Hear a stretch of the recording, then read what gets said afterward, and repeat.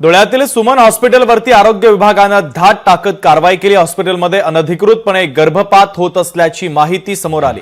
रुग्णालयामध्ये अवैध गर्भपाताच्या गोळ्या देखील आढळलेल्या आहेत। रुग्णालयातील कर्मचाऱ्यावर आता गुन्हा दाखल करण्यात आला। त्याची महत्त्वाची बातमी आपण पाहतोय। धुळ्यातील सुमन हॉस्पिटलवर आरोग्य विभागानं धाड टाकली। हॉस्पिटलमध्ये अनधिकृतपणे गर्भपात होत असल्याची माहिती समोर आली आहे। तर रुग्णालयामध्ये अवैध गर्भपाताच्या गोळ्या देखील आढळलेल्या आहेत। रुग्णालयातील कर्मचाऱ्यावर गुन्हा दाखल करण्यात आला आहे।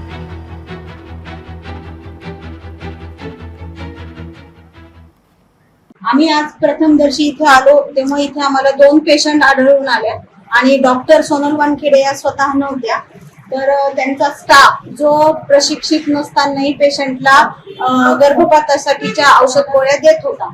तर बाजूच्या खोलीत आम्हाला एक बाई ओरडताना आढळली, वेदनेत होती ती आणि मुख्यतः या रूमला बाहेरून कडी लावण्यात आलेली होती। ते अतिशय आम्हाला वाईट वाटलं की आतमध्ये कुठली बाई आणि बाहेरून दार कडी लावली। तर आम्ही दार उघडला असता मी एक डॉक्टर आणि ऍज अ स्त्री रोगतज्ञ असल्या पाहिल्यावर मी जरा शॉक झाली, कारण पेशंट रक्तामध्ये होती आणि तिच्या तिथे एक 3.5 महिन्याचा गर्भ पडलेला दिसला।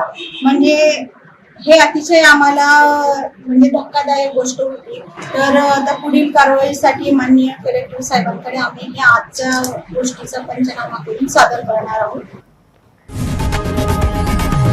लोकशाही मराठी ऐका, पहा, जागरूक रहा।